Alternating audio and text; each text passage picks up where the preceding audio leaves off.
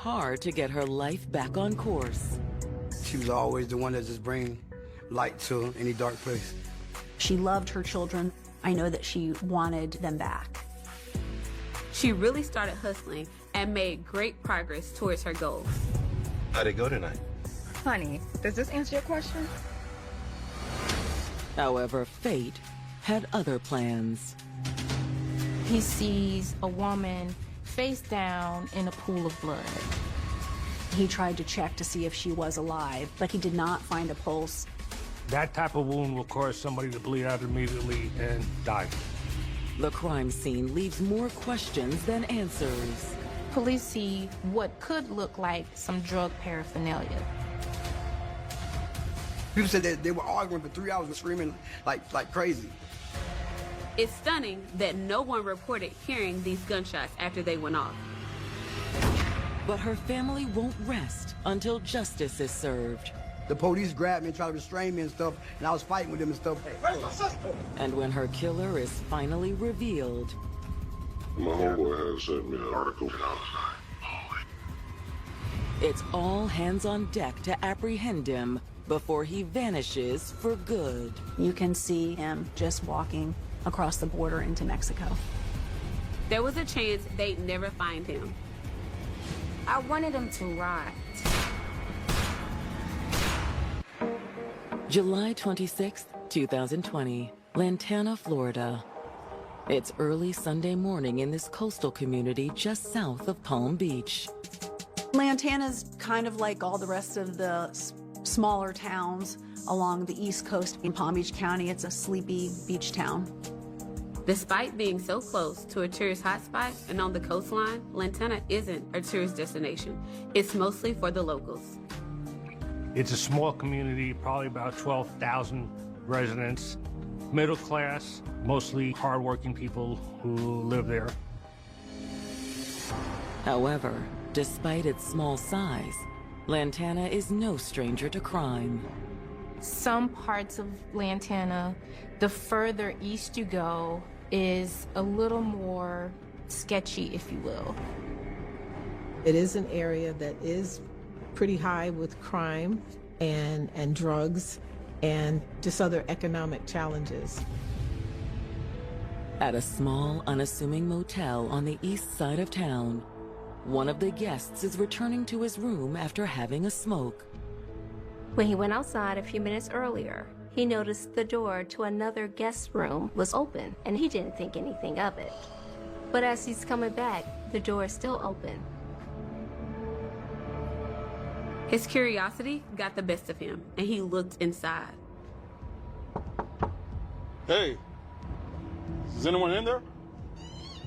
At first, he could only sort of see her legs that were sort of protruding from the edge of the bed because her body was being blocked by the bed. Miss! He walks in a little bit further in the room. He sees a woman face down in a pool of blood. Miss! Miss! He tried to check to see if she was alive, so he did feel her neck and her arm for a pulse. He did not find a pulse. He immediately dials 911. Yeah, I think I just found a dead body. Within minutes, Lantana investigators are on the scene. Police are no stranger to this area, and even this motel. This is an area where a lot of crime takes place. They found the young woman laying on the floor, face down. Her hands were found above her head.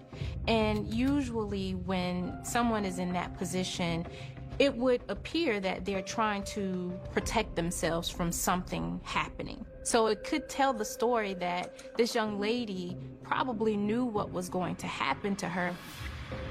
It looks like we're dealing with a gunshot wound. She was struck one time in the neck, a through and through wound, and that type of wound will cause somebody to bleed out immediately and die. Because of the way she's positioned, police believe that she was most likely crouched behind the bed in fear when the shot went through the mattress and hit her. But who is she?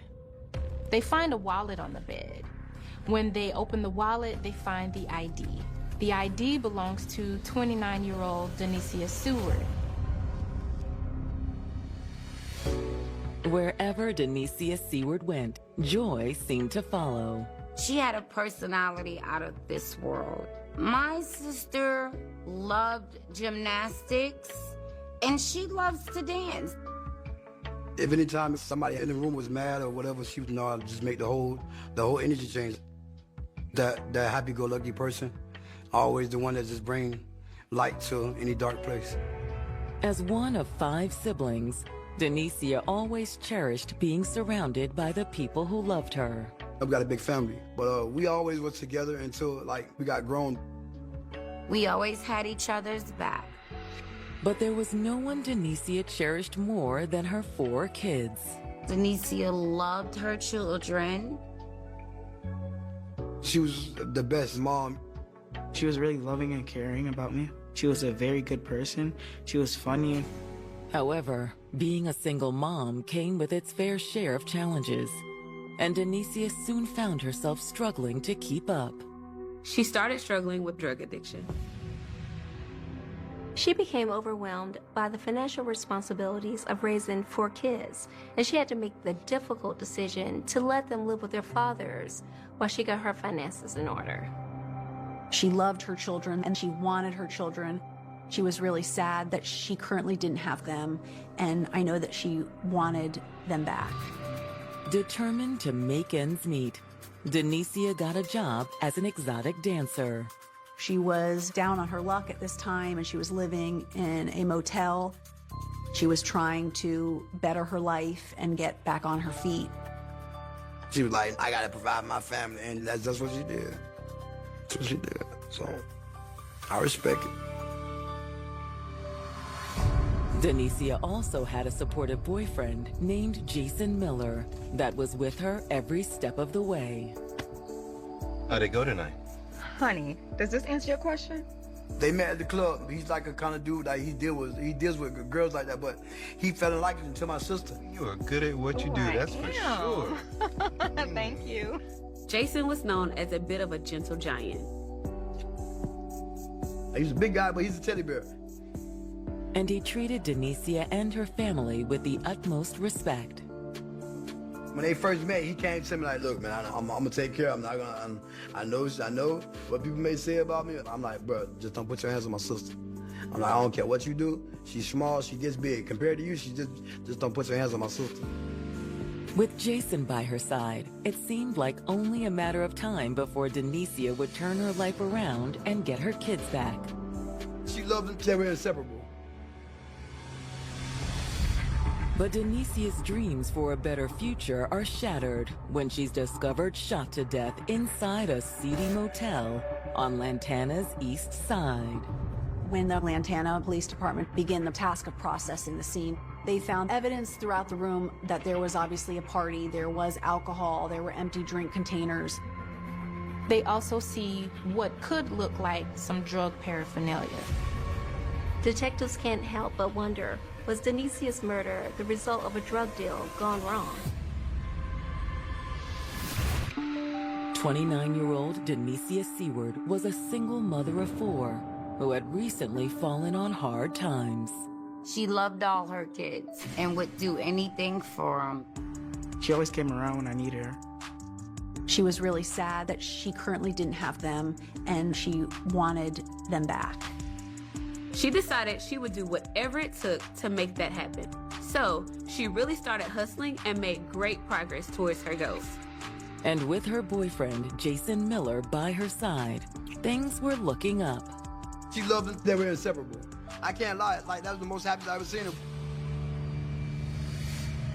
But in the early morning hours of July 26th, Denicia has been found brutally murdered in a motel room in Lantana, Florida. So now they have to figure out who did this to her. In the room, detectives see what could look like some drug paraphernalia. Detectives can't help but wonder, was Denicia's murder the result of a drug deal gone wrong? When detectives continue to examine the room, they locate 6 shell casings sprawled across the floor.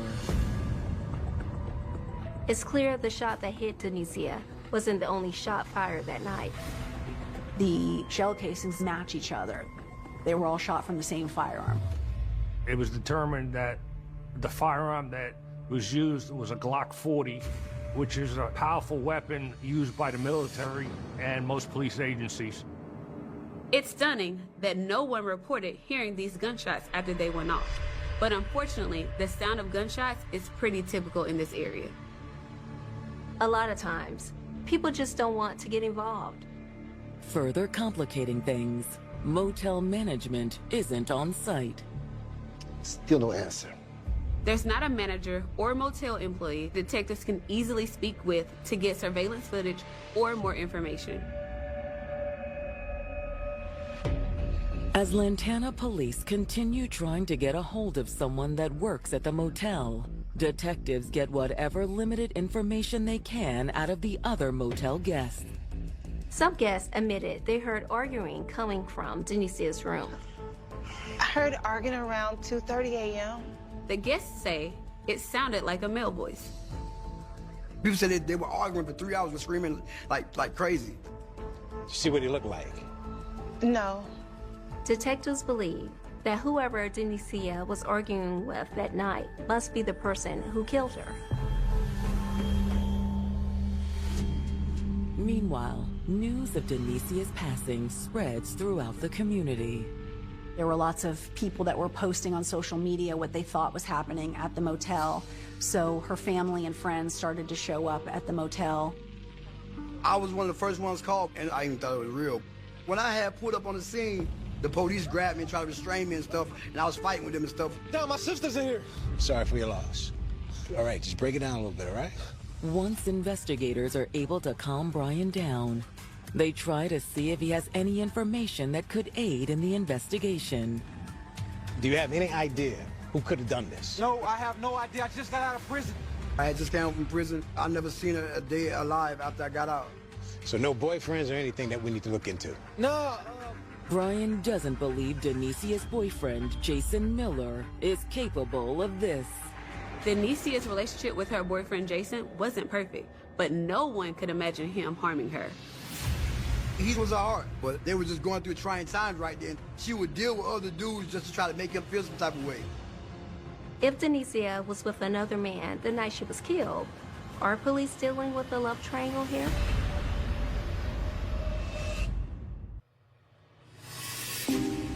In July of 2020, police in Lantana, Florida are investigating the mysterious shooting death of 29-year-old Denicia Seward, and her family is still reeling from the tragic news. Numb. You're just numb. That's the only way I can explain it. I went numb. Denicia's loved ones have no idea who would do something like this to her. Denicia had been dating a man named Jason Miller at the time of her death, and their relationship had its ups and downs.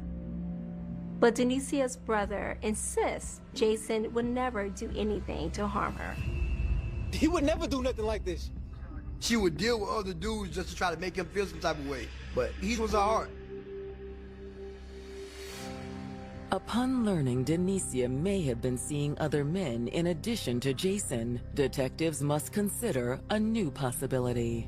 If Denicia was with another man the night she was killed, are police dealing with a love triangle here? And when's the last time you had contact with Jason? 3 days ago. Jason actually called Denicia's brother looking for her 3 days earlier. He had asked me, can I find her? But she had called me like in the midst of them, a couple hours, and she was like, oh, don't tell him where I'm at. Just then, the man himself arrives on the scene. I heard what happened. Jason seems just as devastated by Denicia's passing as her family members. Do you have any idea who she could have been with last night? She was with someone? Detectives must explain to Jason what they've learned from the other motel guests, that Denicia was heard arguing with a male in her room the night before. I don't know who she was with. She definitely wasn't with me. Jason says he was working the night shift during that time. We had a number and name to your employer so that we can call and clear you. Just typical procedural things, okay? Sure. Jason is very cooperative, and he seems like he wants to do whatever he can to help with the investigation. Thanks, fellas. We're sorry for your loss. Thanks. But as detectives prepare to head back to the station to continue their investigation, they're stopped by another witness. Denicia's friend, Izzy, comes on the scene. She's extremely emotional because who would expect something like this to happen to their friend? Is it true? Is Denicia gone? Izzy tells investigators that she was actually with Denicia in her motel room last night. Cheers, man. So that night before Denicia's demise, you have Denicia, Izzy, and two other friends, and they are socializing in the room. They're doing what young people do. They're partying with each other. One of the guys was our friend Jamie, and the other guy was someone I never met. I think his name was Andre. Yo, D, give me another drink. Can you get it yourself? Izzy could suspect that there was some sort of tension between Andre and Denicia. Sit still. Girl, he just in a mood. Anyway, you want to refill? Sure. But what about the drug paraphernalia found in the room? Izzy says they didn't do any drugs that night, but admits Denicia struggled with drug addiction. After a few hours of drinking, we were getting tired. So I asked Jamie to drive me home. Hey, What's going on? can you take me home? Sure. Sometime fairly late or into the early morning hours, they both left together. The only person left in the room with Denicia was this guy that Izzy only knows as Andre. Later that day, detectives finally get their hands on the surveillance footage from the motel, and it confirms Izzy's account.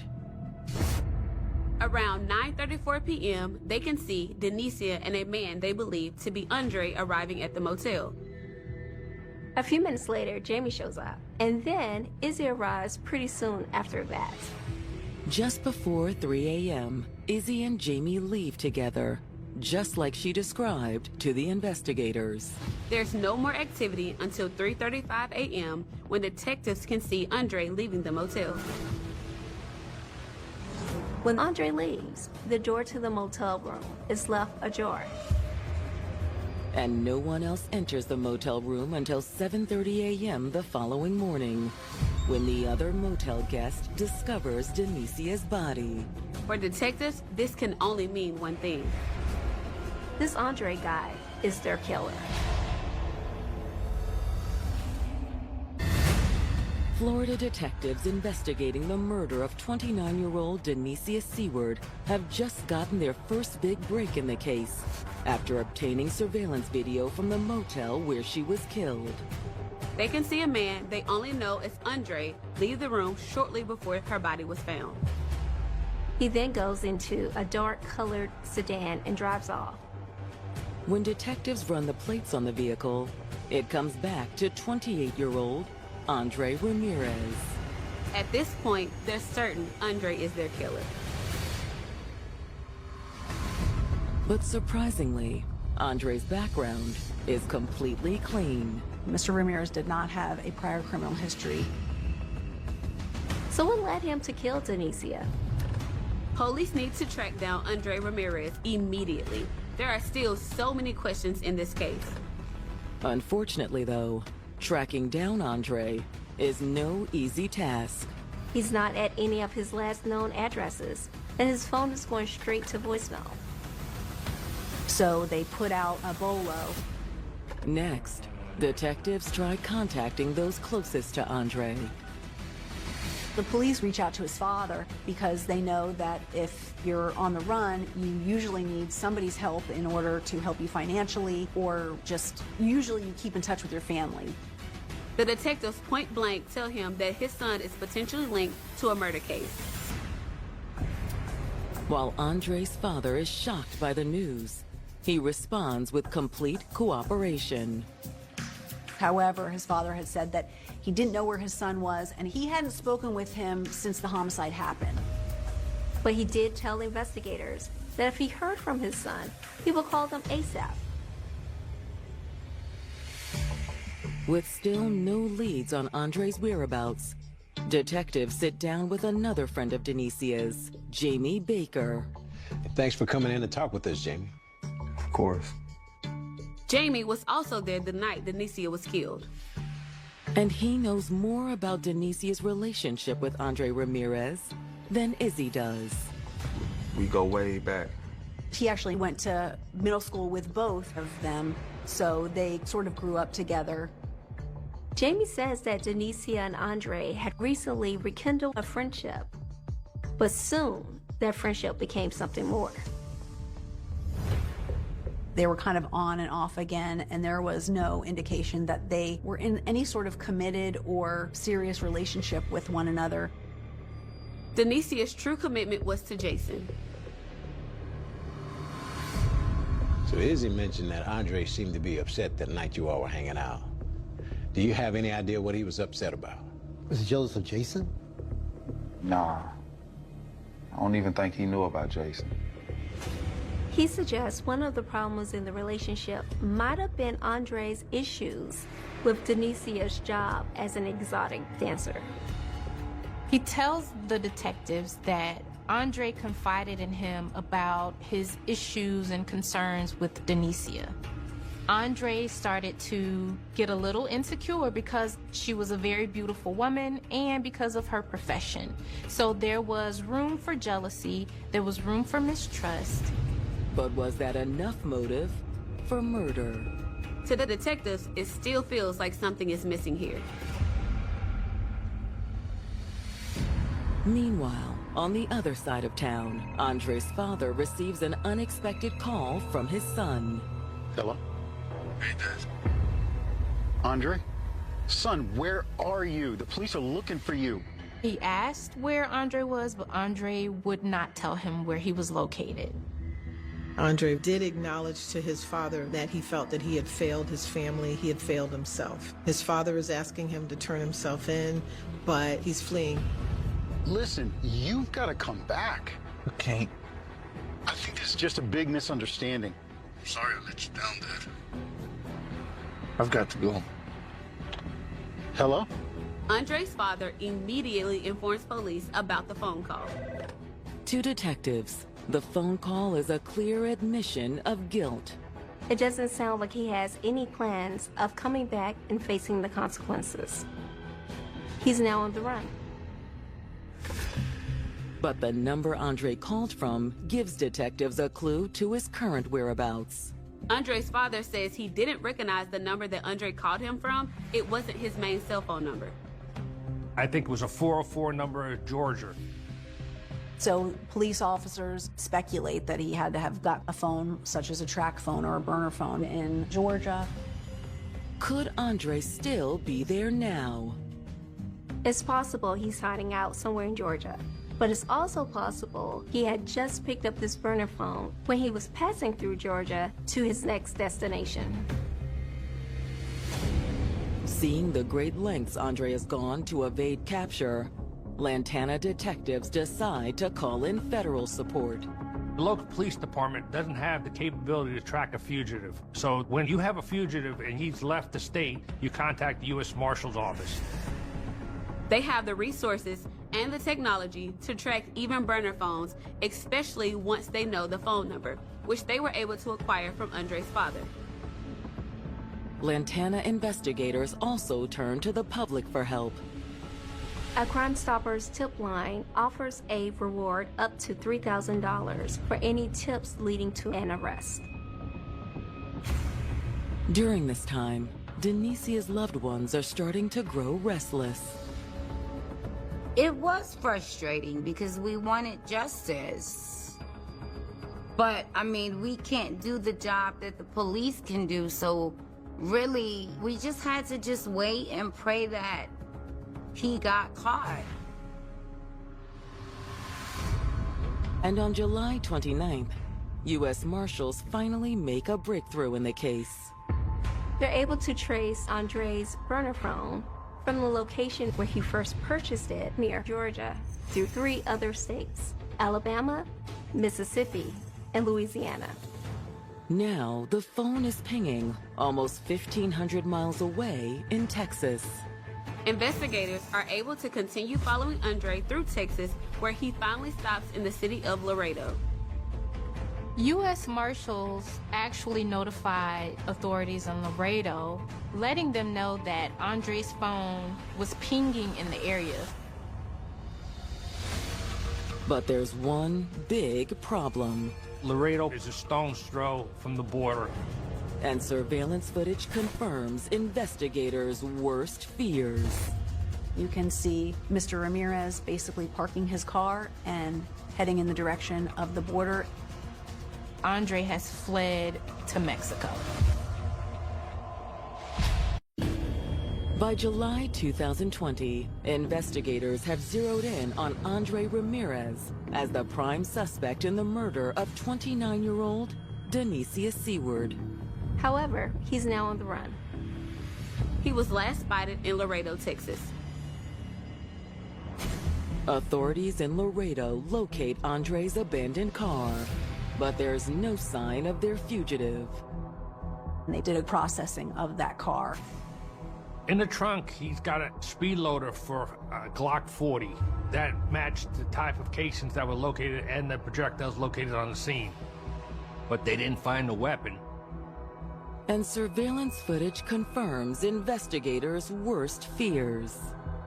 You can see Mr. Ramirez basically parking his car and heading in the direction of the border and basically just walking across the border into Mexico. So now it's safe to say that Andre has fled to Mexico. However, U.S. authorities aren't giving up. At this point, all hands are on deck. You have the U.S. Marshals, you have the Mexican police, and then you have the authorities in Laredo. They are working together to make sure that they are able to secure Andre. But several more months pass with no signs of Andre. And Denicia's loved ones start losing hope they'll ever see justice served in her case. Like, this dude, there's no way he should have went on the run that long. Like, come on, like, that's crazy. Like, I don't even understand that. He took my sister. I wanted him to rot. With pressure mounting, Lantana detectives press on and continue building their case. In early August, Lantana police get a call from one of Andre's friends. He believes Andre stole a gun from him, and that was a gun used to kill Denicia. All right, can you walk me through from when the last time you saw it and all the way through? We went out to like shooting. It was on a Friday. He and Andre had gone target shooting 2 weeks or so before the murder. After they were done at the shooting range, Andre asked to borrow his gun for a while. Okay. What kind of gun was it? It was a Glock 40-22. And the gun was never returned. You saw what's going on with him though, right? Yeah, my homeboy had sent me an article and I was like, oh, wait. So after he realized that Miss Seward was killed, that Andre Ramirez was missing, and that he was nowhere to be found, this friend then contacted law enforcement because he was concerned that this gun, if it did show up, it would come back registered to him, and he didn't want to be on the hook for this homicide. But unfortunately, Andre's friend has no idea where he is now. He hadn't spoken to him since that day at the shooting range. However, when detectives get their hands on the cell phone records from Andre's main device, they finally start to get more answers on the motive in this crime. Like Jamie described, Denicia and Andre appear to have had a very on and off relationship. things really started to become sticky between them, and it kind of escalates into this tense relationship. It didn't help the situation when the couple's romantic relationship evolved into a working relationship. In addition to being an exotic dancer, Denicia started working as an escort with the help of Andre. We're going to be making money like you've never seen before. Detectives found ads outlining Denicia's services on several platforms paid for by Andre. He would also pay for her motel rooms and food while she was escorting. These escorts, I mean, in Florida, they make quite a bit of money. So he was making money off her. What he did is he took a percentage of what she was doing.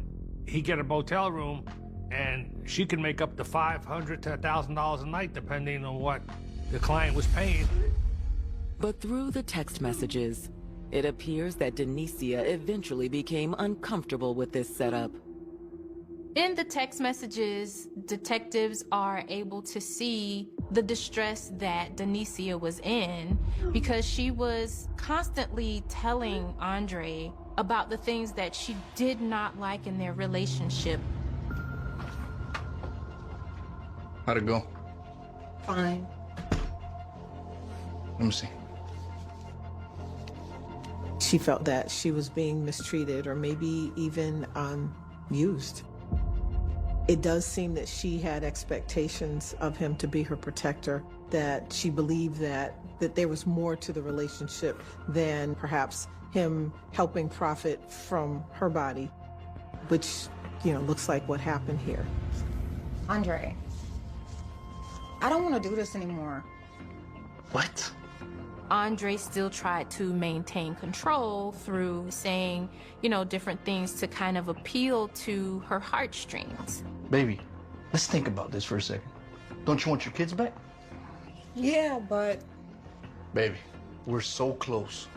Just look at this cash. This is what you often see in an abusive relationship. Not all abuse is physical. And this sounded like this was more so about dominance and control. Got another guy coming the next few hours. Get yourself cleaned up, okay? If Denicia refused to let Andre control her, is that what sent Andre over the edge? Now more than ever, investigators are desperate to track down Andre Ramirez. With Andre having fled to Mexico, there was a chance they'd never find him. But on July 9th, 2021, nearly a year after Denicia was killed, Lantana detectives get the call they've been waiting for. Lantana homicide. Mexican authorities found Andre. Andre has been detained and he is in custody. My sister was always always charismatic. She was always giving. She was always outgoing, and she was unpredictable. The only one who could predict her is my grandma or maybe me. I love my sister with every inch of breath I breathe, with every drop of blood that's in my body.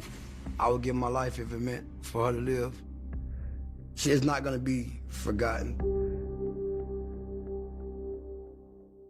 29-year-old Andre Ramirez, wanted for the murder of Denicia Seward, crossed the Mexican border in a bid to evade capture. For nearly a year, Andre had been successful in his escape.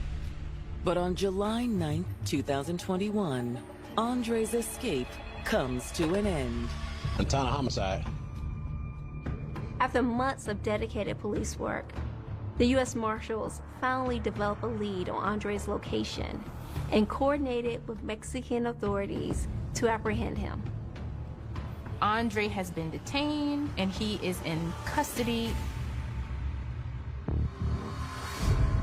After Andre is extradited back to Florida, Lantana detectives finally get to sit down with the man that's been consuming their investigation for the past year. So nice to finally meet you.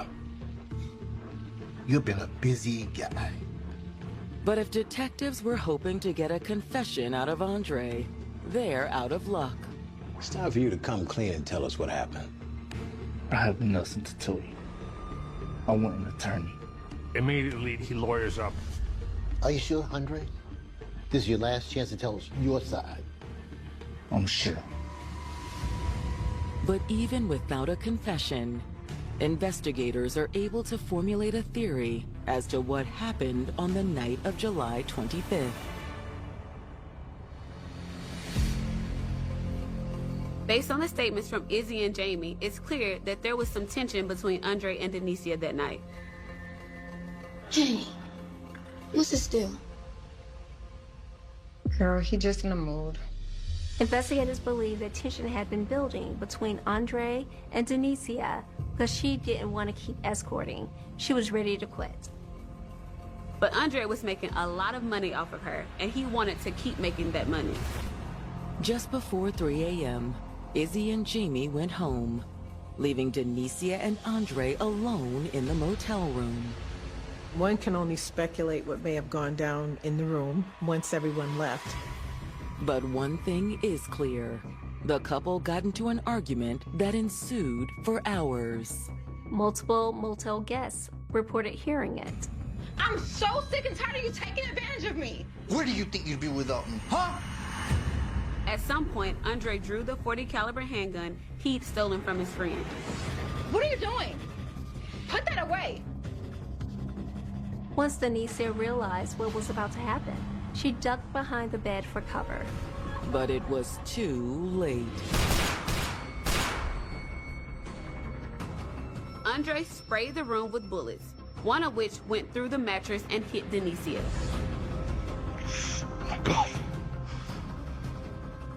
After she was dead, he probably started to panic. He left the motel and started planning his escape, which eventually led him to Mexico. He didn't just drive home, he just drove and drove and drove until he ended up driving all the way to Texas and then fleeing to Mexico. This was a man who knew he just did something wrong, knew he did something horrible, knew he took her life, and just wanted to get out of there as fast as he could. Andre Ramirez is charged with second-degree murder. Prosecutors decided to go with second-degree murder charges in this case because they couldn't prove the crime was premeditated. We didn't have any evidence to suggest that this was an intentional act. It seemed like it was a heat of passion type of thing. But in Florida, the maximum penalty for second-degree murder is still pretty strict. The maximum sentence for second-degree murder is life. And with the plethora of evidence against him, Andre sees the writing on the wall. Ultimately, Mr. Ramirez decided to accept a plea in this case. He pled to second-degree murder and agreed to spend 20 years in the Department of Corrections. So in this type of case here, he's got to do 85% of that time. So he's still young enough to come out around the age of 50. For Denicia's loved ones, it's a shockingly lenient sentence. I'm glad he's not able to hurt anyone else, but I always feel like how you take someone out, that's how you should go. I didn't truly understand the meaning behind it, but, you know, I guess death is not for us to understand. No matter how you look at this is a senseless tragedy, and it should have never happened, and she deserved better. That was my mom, and I love her a lot, and I miss her. I just miss her presence, her goofiness. That's my only sister, you know? You never get another sister back. We all wish she was here, but she still is in spirit. Like, I love her that much. Like, a lot of people say, oh, why you bringing her back up? But this is what I like. I feel like she's right here. You feel me? I feel like she's right here. I want people to know that she was a very loving, kind, smart young lady. And I hope that this is gonna touch other women. If you have any signs or see signs of abuse, get help. Call somebody. tell somebody, and it may save a life. And that's what I hope that we can get by doing this for Denicia Seward.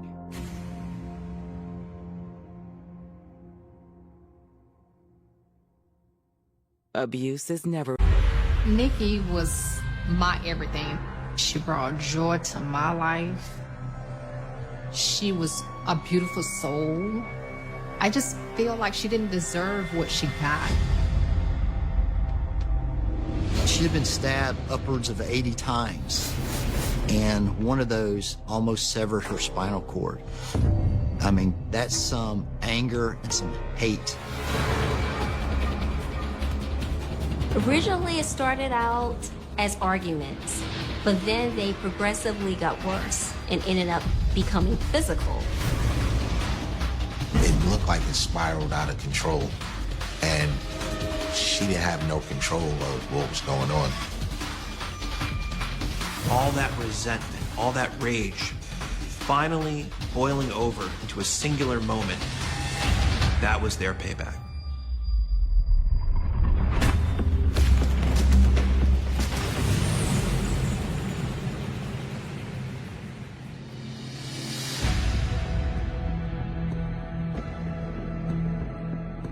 On January 13th, 2010, police in Conyers, Georgia receive an emergency call from a sheriff's deputy.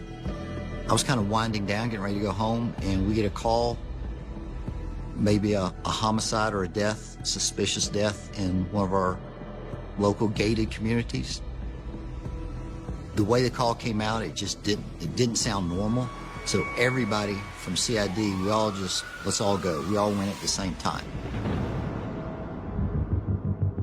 When I got to the neighborhood, there was a Rockdale County deputy there who told us that as he was driving, just happened to be driving through the neighborhood, I think he was serving civil papers, that a young girl came running out of a house or up to him saying that her mother was dead in the bathtub.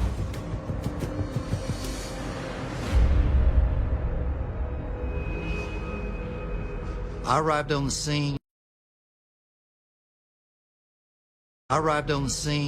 and there was already an ambulance there, and there were two twin girls, Taz and Jazz Whitehead, were sitting in the back of the ambulance. Tasmia and Jasmia Whitehead are the twin teenage daughters of the victim, 34-year-old Nikki Whitehead. They both seem traumatized and are unable to answer any questions. One of them, I believe it was Taz, as I introduced myself, she started biting herself on the arm. And I reached up and I'm like, hey, honey, stop. Don't do that. What are you doing? She told me when she gets nervous, she bites herself. Sometimes people will self-harm. They'll cut, they'll burn themselves, they'll bite themselves because their emotional pain is so strong that they need something else to focus on. So they will inflict physical pain onto themselves so they don't feel that emotional turmoil. Detectives decide to let the girls calm down, so they go to investigate the crime scene. I walk in the house and I can see on the floor, there's blood all over the floor. Big stain, blood up all over the walls. We found the victim, Nikki Whitehead, in the bathtub. She had a nightgown on, there was water in the tub. She has suffered multiple stab wounds to her head and upper body. Well, I've been in law enforcement 36 years, seen a lot, done a lot. SWAT, DEA, I've done all that. And this was perhaps one of the bloodiest scenes I'd ever seen. I close my eyes, I can still visualize the room quite clearly and where she was found. The brutal nature of the crime makes police wonder, who could have hated Nikki enough to do this? To me, this is really an up-close and personal crime. It really shows there's a lot of intimacy between the perpetrator and the victim.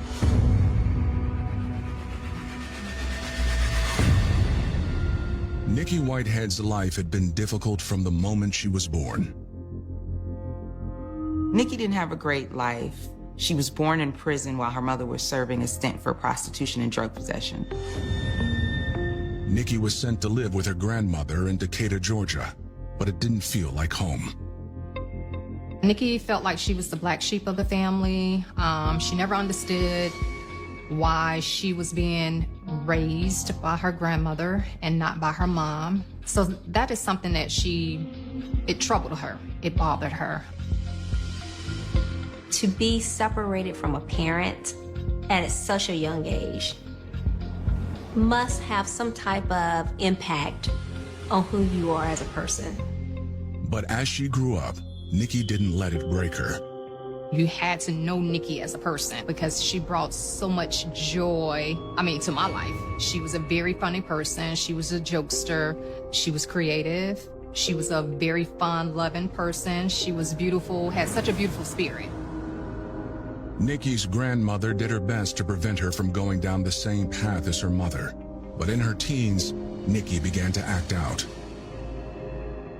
Nikki and I, we did things that we shouldn't have been doing at the age that we were doing it. We were teenagers. All she really wanted was her mother's love, and she never got that. Instead, Nikki started looking for love in all the wrong places, hanging with the wrong crowd, with the wrong men. Nikki's grandmother, Della, tried to discipline her, and it didn't go over well. At the age of 16, she ended up moving out of her grandmother's home. She was bouncing around from place to place. Then, at 17, Nikki fell in love with an older man. Nikki and I would venture out to his club, not knowing that he was the owner of the club.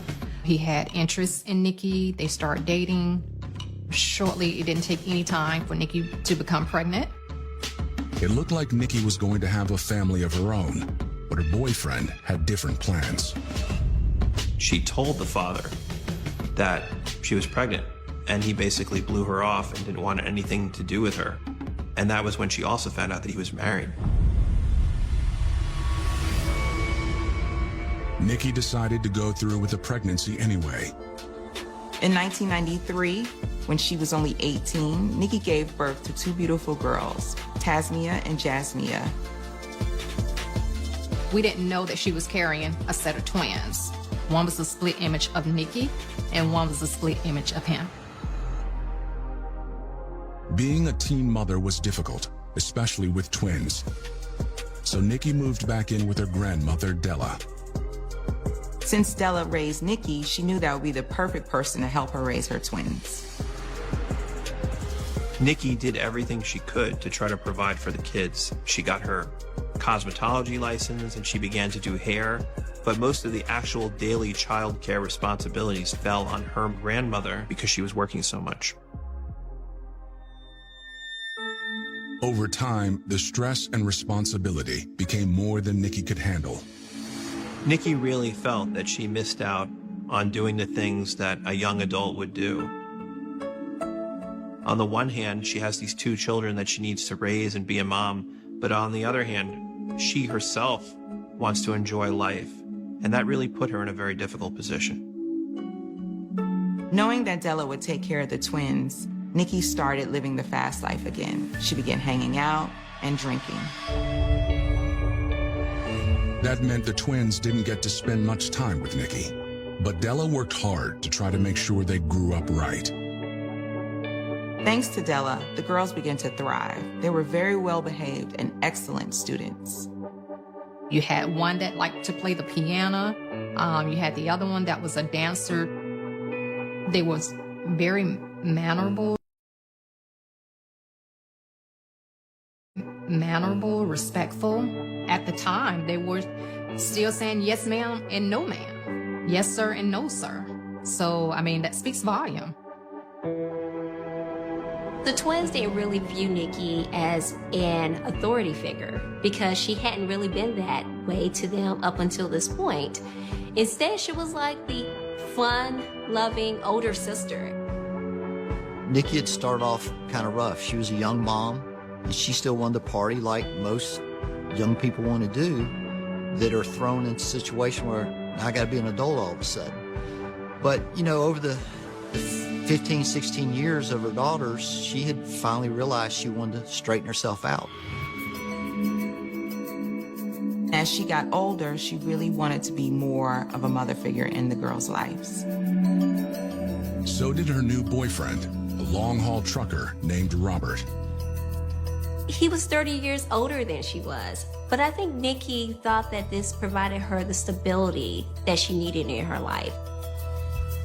Robert really cared about Nikki's daughters, and he really wanted to be a father in their lives. And so he suggested that they move in together. The transition from being a fun older sister to a disciplinarian would be tough, however. And what Nikki was trying to teach and preach to them, do as I say and not as I do. And I don't think the kids took heed to that. But Nikki was determined to give the girls a good, stable life. For Jazz and Taz to be finally reunited with their mom, and then for them to have the rug pulled out from under them and find her murdered. There are no words. It's completely devastating.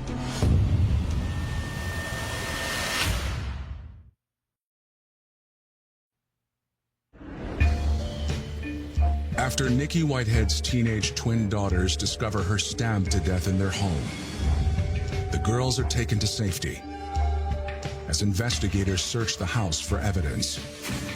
In the living room, they find a broken vase with blood on it.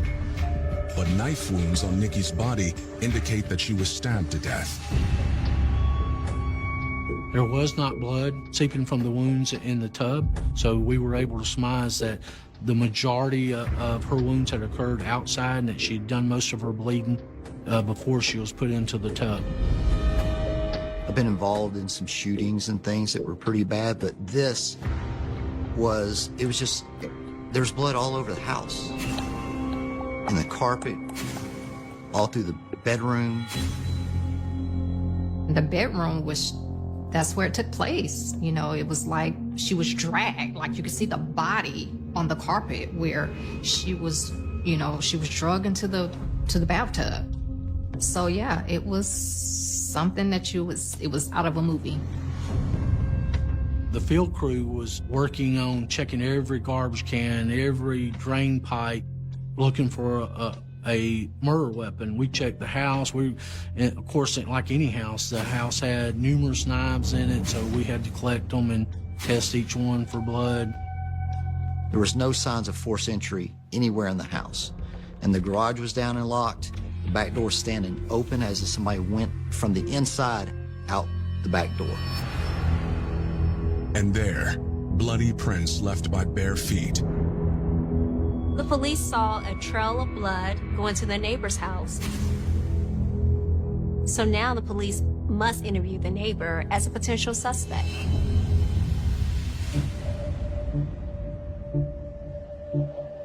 I find blood on the door frame. I'm like, okay. So bang on the door, bang on the door.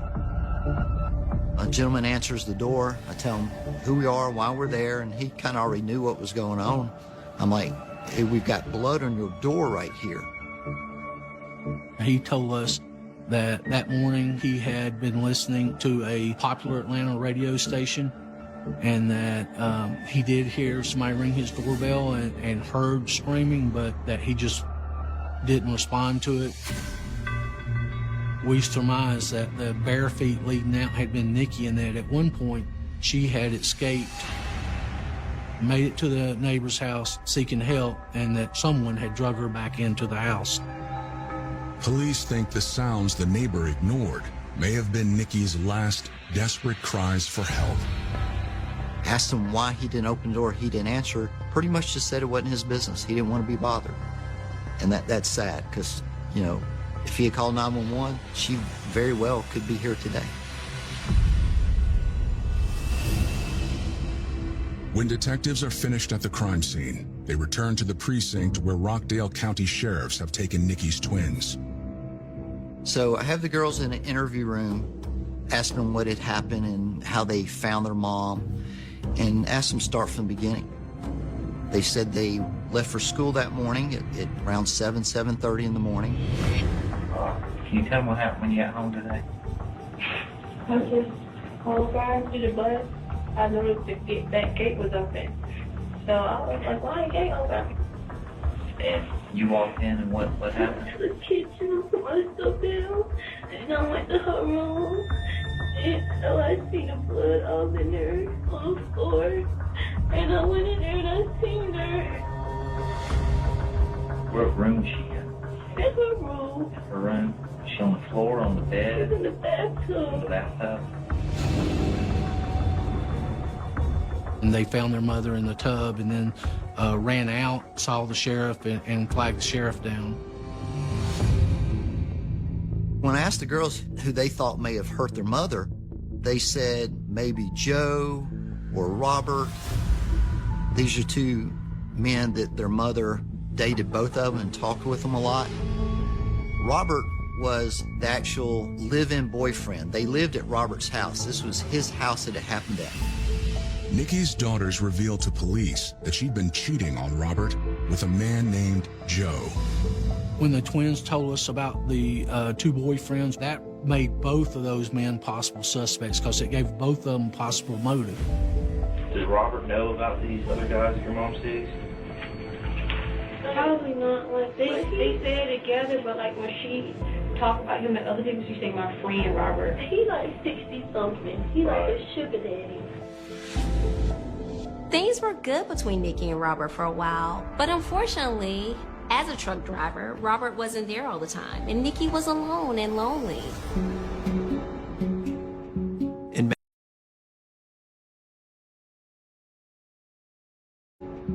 In many ways, Nikki found it difficult to have a stable life. She always ran from stability. She was dating a man who was a trucker, who was in and out of her life. Again, very unavailable emotionally because he wasn't there, which is really what her mindset was. But then she has this other guy. Robert was many years older. Joe was more Nikki, the victim's age. If Nikki cheated on Robert, it's possible Robert flew into a murderous rage when he discovered what was going on. When's the last time you saw Robert? Yesterday he left. He came in on Sunday. He stayed for a day. He left. We contacted the company that he worked for, and they began getting us the truck's GPS information. Robert returned to Conyers immediately. He explained his relationship with Nikki was that he expected her to be faithful to him when he was in town. He understood that there was a big age difference and that she was going to see other guys and party while he was gone, but he felt like she had disrespected him. Robert swears he could never hurt Nikki, and he has an alibi. He was hundreds of miles away on a job when the killing happened, which GPS records confirm. He explained that he had a great relationship with Nikki, a great relationship with the twins. When we asked him if he suspected of anybody, he could not name anybody that he would suspect of the murder. So, if Robert didn't kill Nikki, maybe it was his rival, Joe. There's a second boyfriend, then that brings up motive. So we sent detectives out to find Joe.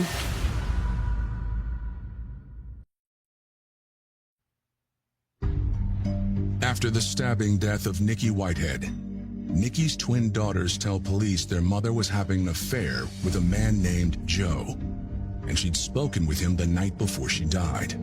The only thing was she was just drunk last night and she was loud but arguing with Joe.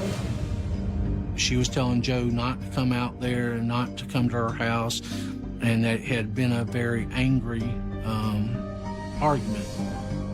So we sent detectives out to find Joe. Joe's a barber in Atlanta, and they located the barbershop. There were several men hanging around out front, and they approached them and told them they were looking for Joe. So they got straight to the point and told them that Nikki had been murdered and they were looking to notify Joe. Joe was absolutely devastated. He was visibly upset, and he had no idea that any of this had happened to Nikki. He seemed to be truly shocked and upset that somebody he'd been having a relationship with was dead. When we're telling him what happened, it was very honest. He didn't seem to be hiding anything. Joe admits that he and Nikki argued on the phone that night after she left his house, but not because he was jealous. Joe broke things off with Nikki because he started seeing someone else and it was getting pretty serious. But he also knew that Nikki also had someone else. She had Robert. And nothing was really going to happen with their relationship in light of those circumstances. We collected the surveillance video from his condominium, and we did in fact see Nikki come and go, and the times that Nikki came and left were consistent with what he said. He allowed us to examine his body, his hand, his arms. We knew from the crime scene that Nikki fought for her life, and we could see from the crime scene that it was not, somebody was toting some injuries from the fight, and he had no injuries. Joe was very emphatic that he wanted to cooperate with the investigation, and when we offered a polygraph test, he consented right away. The polygraphist indicated that Joe had no deception in his test. With their suspects cleared, investigators interviewed Tasmiyah and Jasmiyah again to go over the timeline of that day one more time. They claimed their mother was drunk and stoned that morning. They told us that when they woke up for school, they were late, and they went to tell their mother they were leaving, and the mother's door was closed, and they knocked on the door, and Nikki didn't respond, and so they went ahead and left for school. They did miss the bus, but they walked to school. And that's about a 2-mile trip from their house. It's a long way to walk. But they did say they made it to school in time. The twins say they don't know of anyone else who'd want to hurt their mother. But detectives noticed something odd about their behavior. They had not removed their coats, they hadn't removed their gloves, and this was a warm environment. Even though it was January, the inside was warm, and so that was non-normal behavior. So we asked them to remove their coats and their gloves, and we noticed that they had bites and bruises and scratches. I'd asked them what happened. They said they got in a fight with each other, which just seemed really strange to me, knowing that from the crime scene, it was pretty violent. And for them to have these marks on them, it just didn't sit well with me. I separated the twins and interviewed them separately and used all of the normal tactics of, well, you're not telling me what they're telling me, and these twins didn't waver at all. They stuck to their story and didn't waver. Despite their suspicions, police don't have any evidence to hold the girls and release them into their grandmother's care.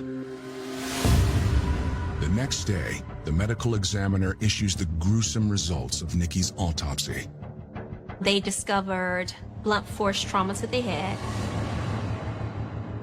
This is not a surprise considering the police found a broken vase on the crime scene.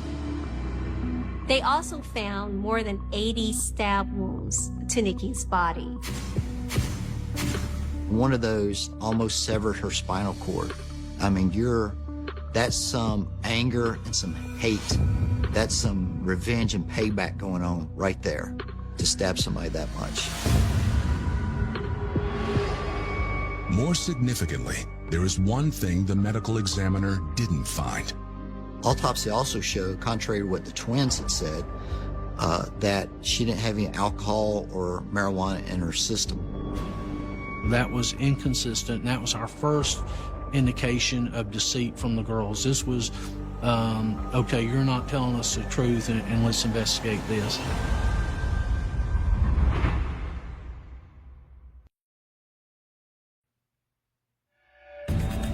Police investigating the killing of Nikki Whitehead ask her loved ones about her relationship with their twin daughters. they discover it was much worse than they were led to believe.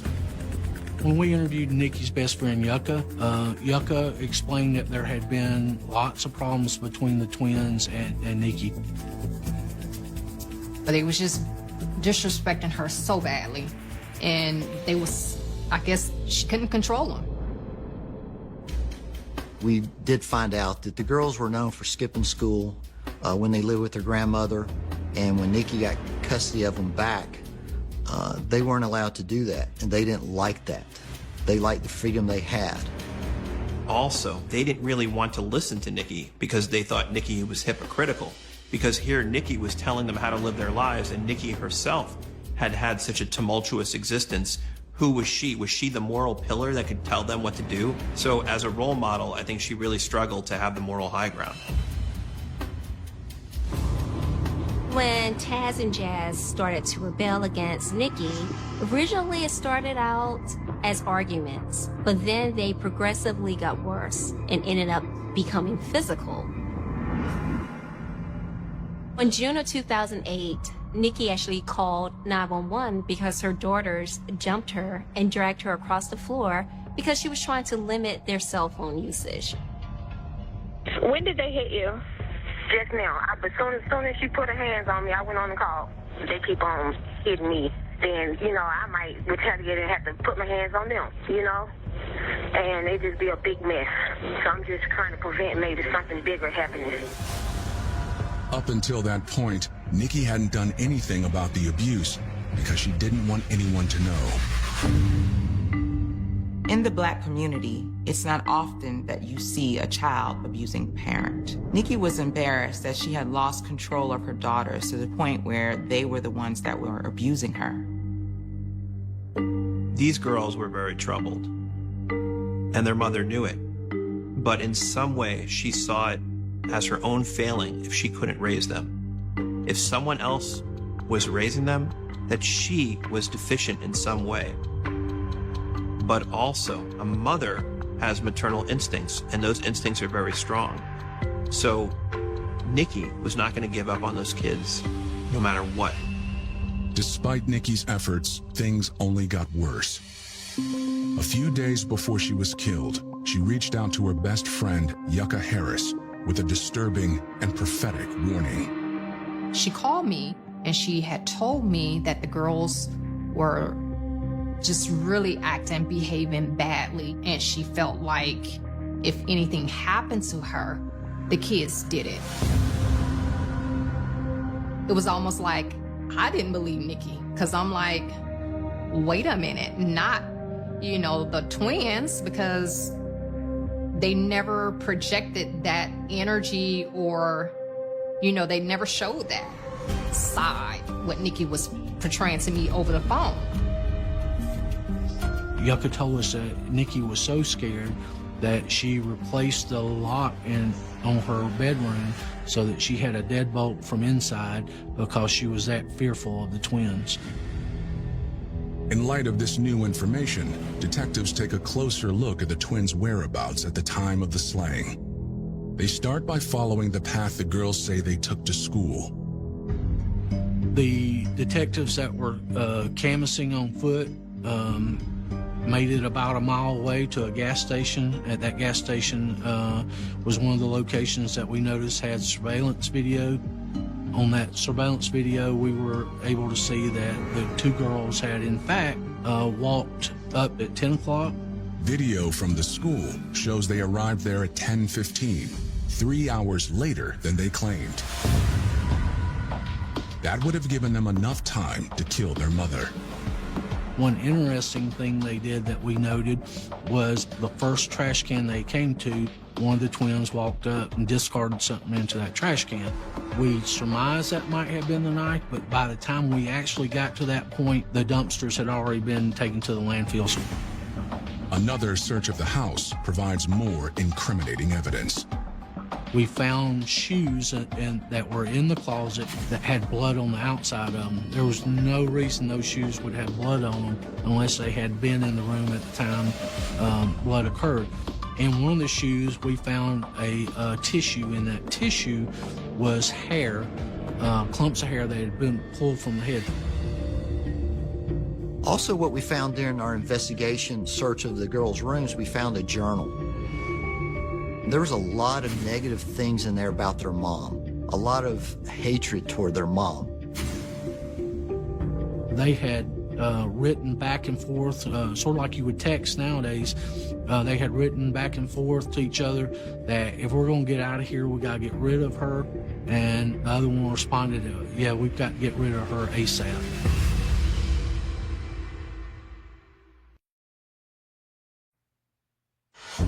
The evidence seems to be stacking up against Tasmiyah and Jasmiyah Whitehead.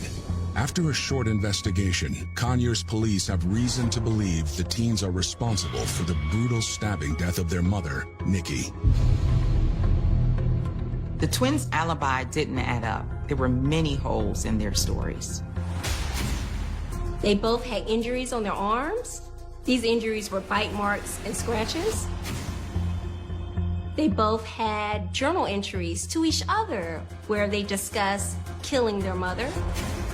They both had blood-stained shoes in their closets. But these are teen girls whose lives have been tumultuous from the start. So detectives wait to make any arrests until the crime lab completes its analysis of the samples collected at the crime scene. Until then, the girls still need care. After Nikki's murder, the girls were alone. They didn't have their mother, they didn't have their father. They went back to their grandmother, but it wasn't the same. Jazz and Taz, their lives were filled with chaos. In many ways, they tried to cling back to some sense of normalcy by going back to school and trying to live a normal life. To those unaware of what's going on, the twins seem to be normal teenagers working through the loss of their mother. A few weeks later, the results from the crime scene come back. We were able to find the twins' DNA mixed in with Nikki's DNA on the blood splatter on the wall. And there could be no explanation other than they were there and they were injured. During the interview with the twins, Taz was biting her arm a lot, and I had to make her stop. There were bite marks on her arm that were very similar, if not matched, Nikki, which shows you their mom wasn't fighting for her life that night. The lead detectives finally decided we have enough to present to the DA, and the DA agreed. Now we have enough to move forward and get justice for Nikki. On May 21st, 2010, detectives arrest Tasmiyah and Jasmiyah for the murder of their mother. One of the girls was arrested at Della's home. The other was arrested at her high school in front of all the other students. The girls were really angry when they were arrested, and they kept telling the arresting officers that they needed to go and find their mother's real killer. As prosecutors prepare for trial, the DNA evidence presents a unique challenge to them. As identical twins, Taz and Jazz had the same DNA, and so the prosecution wasn't clear as to which twin actually committed the murder, or if both of them did it together. Sometimes when you have twins, the bond is so strong that one twin will go along with what the other twin wants. And very often you'll see that one of them is more aggressive and one is more passive. But when it came together, it's almost as if the sum of the parts was greater than the whole. And that was a powder keg that exploded. Prosecutors decide they will try the 16-year-old suspects as adults because of the seriousness of the crime. That could mean life sentences for Jazz and Taz if they're convicted. This was a situation where they were clearly very aggressively going after Mom, and it seemed like they wanted her dead, and they wanted her dead 10 times over.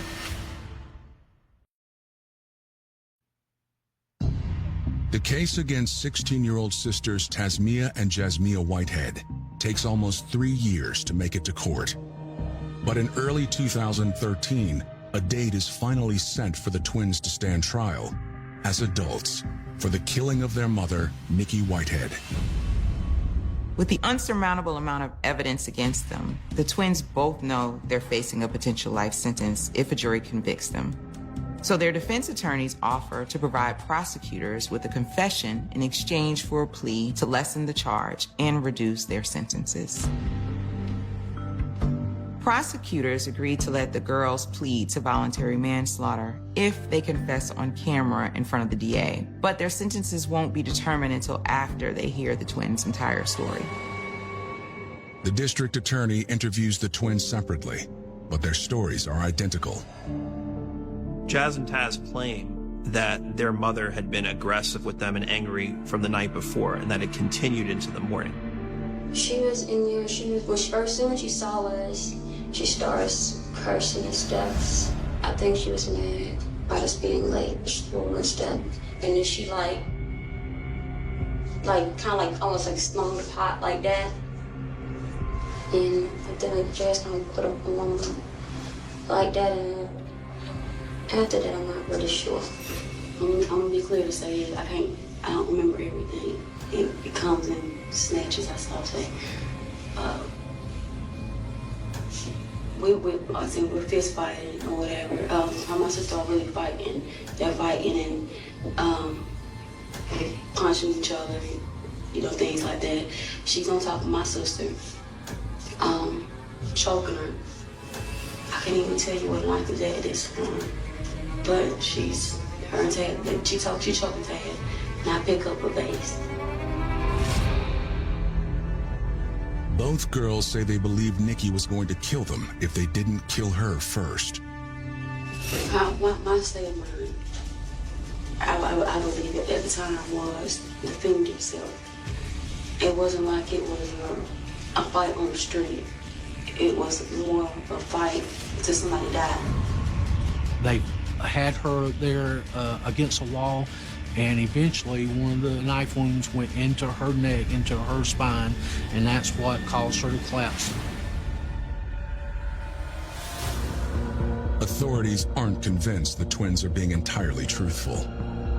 Their confessions were self-centered, made them look as good as you can look in a murder scene, and put some of the culpability on to Nikki. Jazz and Taz claim that Mom was coming home drunk and high on drugs as probably a way to justify their actions. But what we know from the toxicology and the autopsy is that there was nothing found in her system. I think the girl's defense was trying to tear my girlfriend down. They was going to try to tear her to pieces to make her seem as if she was just this awful, evil person. Regardless of how the fight began, it ended with Nikki dead. Nikki knew at some point during the attack that she was in the fight for her life, and she did everything she could to stay alive. And we know from the pattern of injuries on her body that she fought literally to the death with every ounce of strength that she had. This was not a case where Jazz stabbed her mom and then they quickly retreated. This is something that continued even to the point where Mom escaped and they dragged her back to finish the job. There's a particular brutality and rage in this crime. To see your mother die in our own blood, and they picked that body up and put her inside the bathtub and went about their normal day at school, tells me something about these two young ladies. They just didn't care.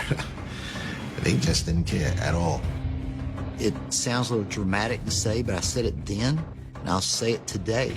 Just being with them, you just had a sense of evil in these two girls.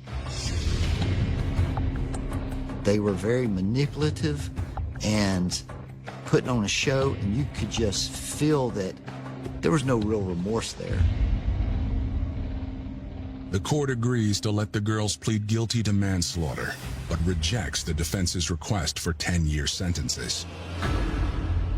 The prosecutor was like, okay, we can give voluntary manslaughter, but we don't know if it's going to be 10 years. And then they heard Taz and Jazz's statements, and they were like, hell no, they ain't getting 10 years. They received 30 years with the possibility of parole. At sentencing, Jazz apologized for what happened to her mother. Taz did not. They should have got more time than what they got, I think. I just feel like that was not enough. The girls are serving their time in separate facilities in Georgia. If they're not granted parole, they would not be released until 2040 when they're 46 years old. A lot of people have looked at this case, and one of the things that they struggle with is to find a real motive. In other words, there are hundreds of thousands, if not millions of kids who don't get along with their mother. But what about these kids caused them to be over the edge to kill their mother? And I think part of it is the fact that there was rage. Clearly, they did not want to live with her. I believe the reason they did this was kind of payback for mom no longer let them roam around and do what they wanted to do, run around with boys and drink and smoke weed. All that resentment, all that rage, finally boiling over into a singular moment, that was their payback. You have all these different generations of family trying to make it, and they're treading water, and they're trying to get all the help they can, but no one really has been able to break the cycle. And I think down in Southwest Atlanta, I hit up Vin and we headed out to the scene. On the way, we learned that a victim was transported to Grady and died from his injuries. This store is located in the shopping center on Cascade Avenue. This is the real beginning of Southwest Atlanta. We have a lot of connections to this neighborhood. We're hoping that's going to help us out going forward.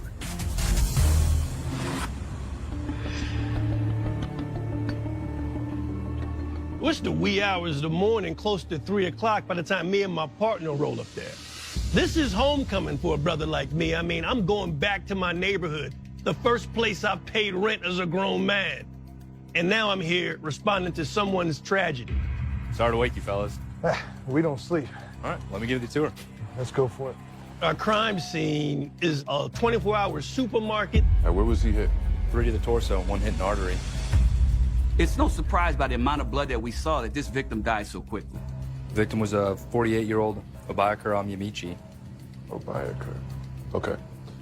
All right, so was he a customer or an employee? He's a clerk. Graveyard shift. This is one of the most dangerous shifts to work any convenience store in any major city. Robbery? Probably. Shooting the guy 3 times seems extreme. Oh, we found this.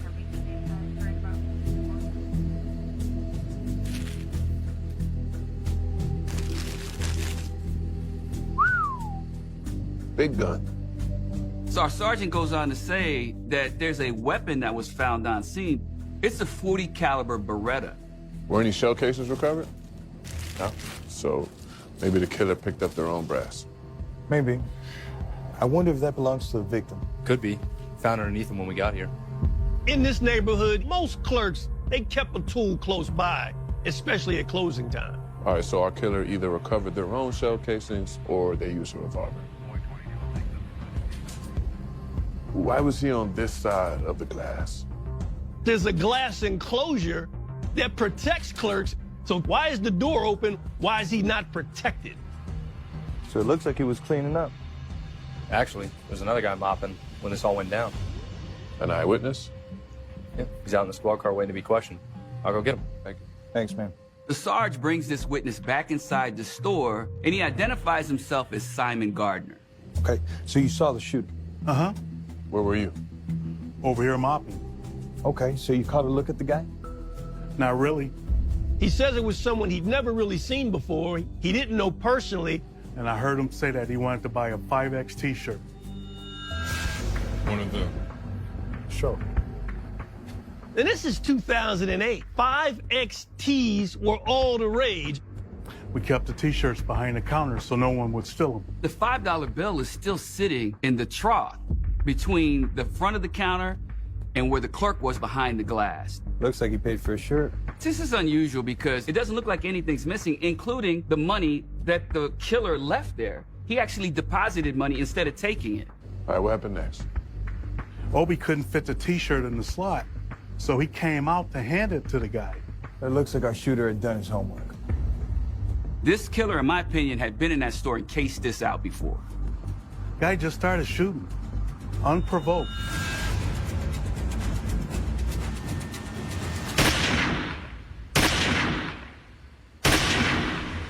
Boom, boom, boom. Then he took off. I saw Obi on the floor and all that blood. I ran to get help. Describe the shooter for us. 25, maybe 30. Dark complexion, kind of tall, like 6 feet, but skinny. You saw the gun?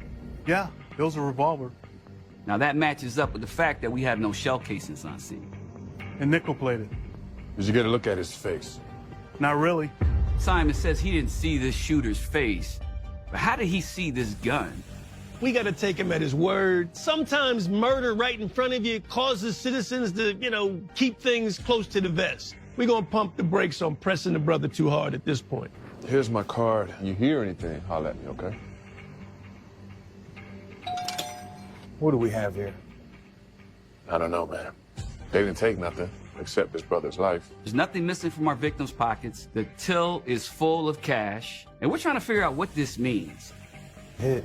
Maybe this isn't a robbery. Maybe this is personal. Store owner's here. Thanks. While we're on scene, the actual owner of the store, a guy named Richard Musa, he shows up. Hey, bro. Thanks for coming down. I feel horrible. Obi wasn't even supposed to work tonight. So this wasn't his shift?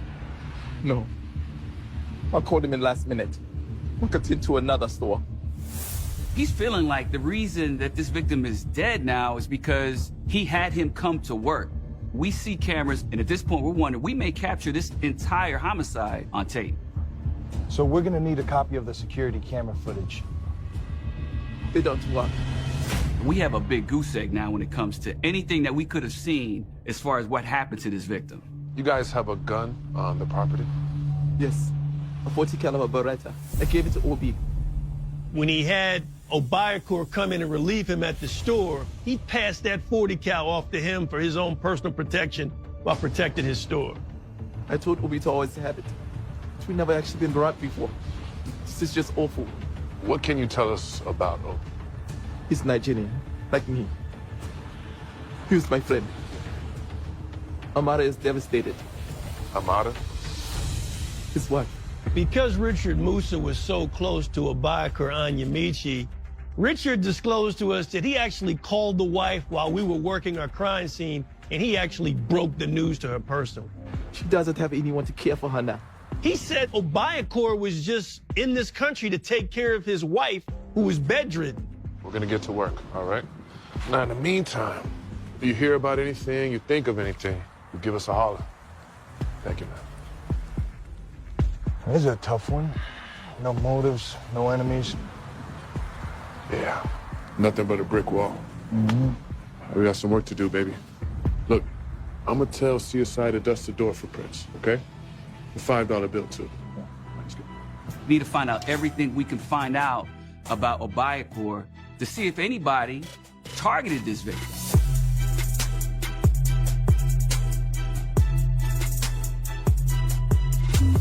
We decide on the very next day to actually go visit the wife of our victim, Mr. Anyamichi.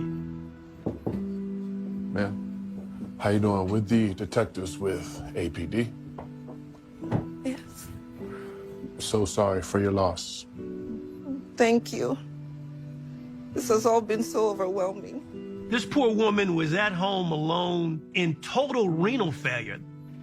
That Mr. Anyamichi, who she affectionately referred to as Obi, was her single and solitary caregiver. He took her to dialysis 5 days a week. And how would she get there now? Obi was my everything. Tell us about your husband. He was a brilliant man. She goes on to say that our victim, Obi Anyamichi, had 2 master's degrees in mathematics and economics and was a well-respected professor back in Nigeria. Do you know anyone who would want to harm Obi? No. My husband was well liked by everybody. So we're now scratching our heads. We know this isn't a robbery, and now it doesn't seem like it's a targeted attack. We got to figure this out right now. But there was one time Obi was attacked in the store. Really? Tell us everything.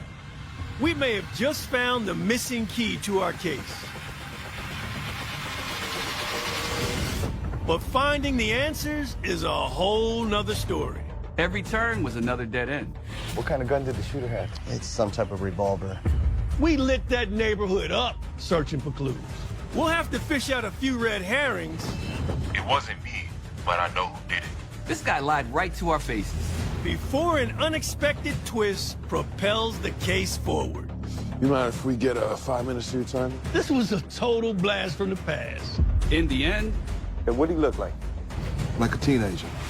Every rumor starts with the truth. Locking down the killer seems like mission impossible. Where's your son? I didn't bring him. We were really worried we might have another homicide on our hands. I'm done.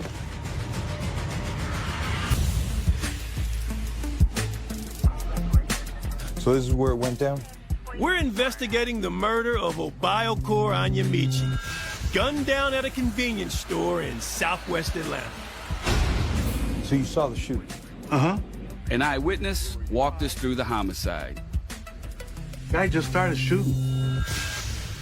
And robbery doesn't seem to be the cause. Now, do you know anyone who would want harm, Obi? No. While speaking with Obi's wife... But there was one time Obi was attacked in the store. A potential motive comes to light. Really? We think these two crimes might be related. Tell us everything.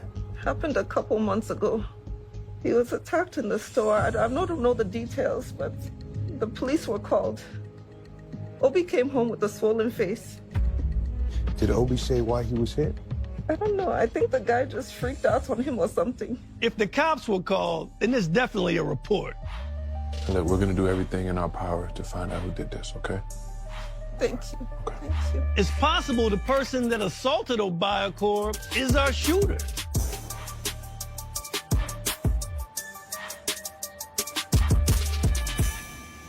We go back to the office and we're digging through records to see if we can find a police report for the assault of our victim. All right, I got it. Lo and behold, we find a police report from May 24, 2008, 2 months before our victim is killed at the same store. So Obi caught a shoplifter and the man assaulted him. Yeesh. Looks like he got roughed up pretty bad. Yeah, maybe he came back to finish the job. Our victim was shot 3 times. This is like overkill. And we know when we're looking at this assault report from 2 months before, he's beaten pretty badly. So there's rage involved there. Let's see what happened. There's an officer on that. We make moves to get in touch with the investigating officer. Officer Bailey. Hey, it's Quinn, down in homicide. And find out exactly what her investigation yielded. This guy grabbed something, tried to roll off without paying for it. Mr. Anyamichi, he jumped in the way and stopped the guy from leaving, and the guy just rained down on him with fists and just beat him down. The guy took off, and that was it. You guys ever ID a suspect? We only had a description. Black male, slim, 25 to 26 years old. That sounds like that could be our guy, right? All right, thank you. No problem. Yep. What do you think, Vinny? Think we're dealing with some kind of loose cannon that would kill a guy over shoplifting conversation? That's crazy, right? We've seen crazier. In this case, maybe he stood up to the wrong person and got killed for it. Velasquez. Yeah. Okay. Thanks for trying. That's a no-go on the prints from the $5 bill. We understand it's almost impossible to get fingerprints from money, but nothing. No door prints, no money prints. We got a big 0. It was worth a shot. So let's see where the leads take us. We heard from the medical examiner's office that they recovered 3 .38 caliber bullets inside our victim, which confirmed our suspicion that the murder weapon was in fact a revolver. Later that afternoon, we received a tip that somebody named Meat may be involved in our homicide. It's actually a common nickname on the streets. Meat could be anybody, so we just keep that in our back pocket for now. We were heading back to the office when the signal 63 comes over the radio. That means an officer needs assistance right now. Drop what you're doing, get over there and give him assistance. And in this case, it was an officer-involved shooting that just happened to be 1 block away from where Obi was murdered.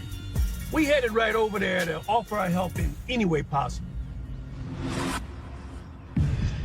When we roll up on this scene, we notice there is a person that is clearly unresponsive on the driveway of a home less than half a block from our original crime scene. What's up, Pete? We have 2 officers on their way to the hospital. The suspect has been killed. How'd it go down?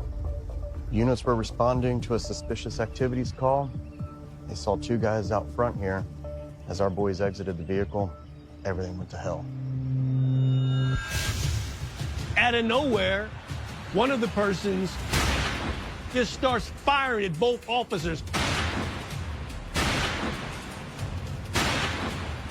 Hit one officer in the face, the other officer in the chest. Yeah, both our guys got shot, but they returned fire. Killed this one. Damn.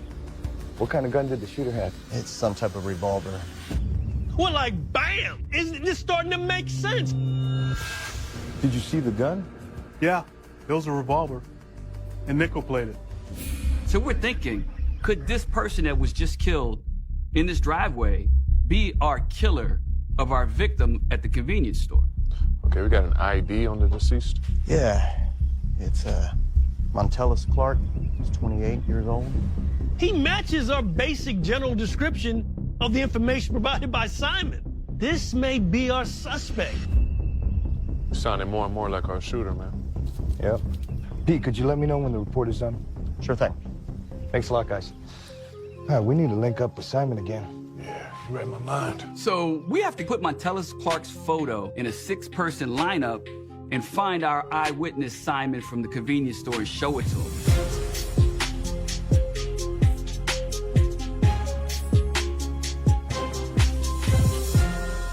We quickly connect with our eyewitness, Simon Gardner. All right, thanks for your time, brother. Look, I got some photos I want to show you. Sure. See if you recognize Obi's killer. We're just sitting there with bated breath, just watching this brother scan through these 6 photographs of people. He's staring at this thing, and I'm like, damn. And we're thinking, this is gonna happen. This is gonna happen today. Sounds like somebody unhinged. All right. What are the odds, man? We may have identified the killer of store clerk Obayekor Anyamichi. Yeah, both our guys got shot, but they returned fire. Killed this one. A man who opened fire on police and was shot dead. What kind of gun did the shooter have? It's some type of revolver. We're thinking, could this person that was just killed in this driveway be our killer of our victim at the convenience store? I got some photos I want to show you. We want to see if Simon can confirm whether or not Montellis Clark is indeed our killer of Mr. Anyamichi. We may be closing our case today on the merits of this lineup.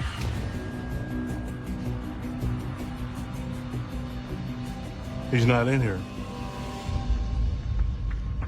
This was a situation where it looked like we had this thing wrapped up. You positive about that? Yeah. 2 incredible tragedies happened within 75 yards of each other, and they're not even related. So maybe Montellis isn't our guy. Thanks for helping us out. You know, the other night I was going to tell you another possible witness. About 5 minutes before the suspect came in and killed our victim that night, he remembers a woman named Trina. Trina? Okay. Simon also injects that this girl, Trina, she drives a fire-engined red Dodge Charger. All right, so the car's a good start. He has breathed life back into this case. One more thing. Word is this guy, Anthony Hill, he knows who the killer is. Anthony Hill. Where's he hang? Somewhere in the neighborhood. Now we have 2 leads to chase, Anthony Hill and Trina. So we thank Simon for his help. Thanks for your time, brother. We see what we can dig up on these potential witnesses.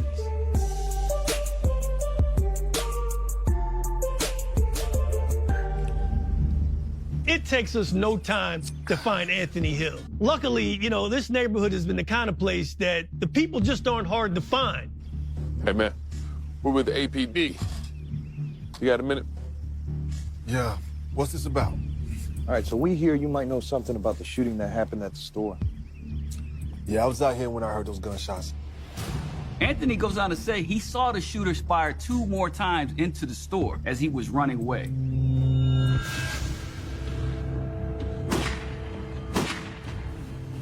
When I hear something like that, where a shooter has actually shot someone inside of a store, he goes out, holds the door, and fires 2 more rounds while making his exit, that sounds personal. And what do he look like? Black male. You look young as well, like a teenager. This description doesn't match what Simon told us. Describe the shooter for us. 25, maybe 30. These aren't the same person. So right now, we got a big goose egg of an investigation. Hey, thank you, man. All right, be safe out here.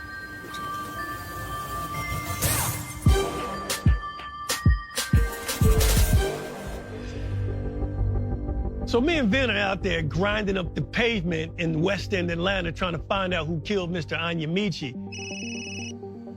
And then bam, out of nowhere, my cell phone lights up and there's a blocked number coming through. Yeah, you got Quinn. Yo, this is me. This might be our shooter right here. We had tips coming in saying that Meat actually was the killer, and now Meat's calling us? All right, talk to me. I heard my name is out there on this murder at Richard's store. Yeah, I heard that too. It wasn't me, but I know who did it. This right here could be the turning point in our case. I'm all ears. Talk to me. It was this young boy named Twan, At how young? teenager. This lines up exactly with what Anthony Hill told us earlier. All right, you got a last name for Torn? No, but sometimes he stays with his fam over on Beecher. Yeah, that's where the store is, on Beecher. All right, you got an address on Beecher for Twan? I'll get it. Hello? This is good. Yeah, Twan. Yo, things are moving along, baby. Yeah, but this throws shade at our witness, Simon.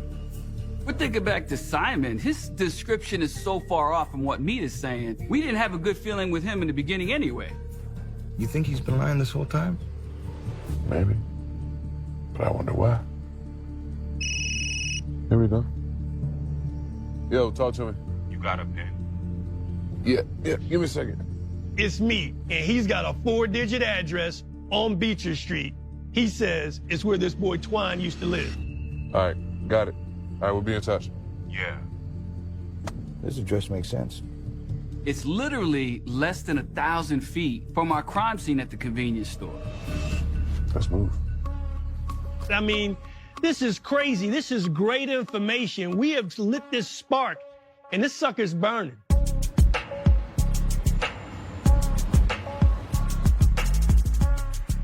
We entered Twan's address into the database. We see the name Antoine Weems as someone associated with that residence. We're thinking Antoine, Twan, they gotta be the same person. We did a little digging and found out Antoine Weems is 16 years old. We want to talk to Antoine, but because he's a minor, we want to get consent from his parents first. As we were preparing to make that happen, we spotted Trina, who Simon told us may be a witness. So we decided to try to get an interview with Trina while we had a chance.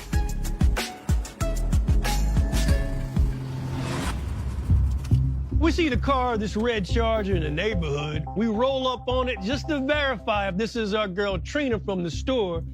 Hey, Trina? Yeah? You mind if we get 5 minutes of your time here, sister? Sure. Okay.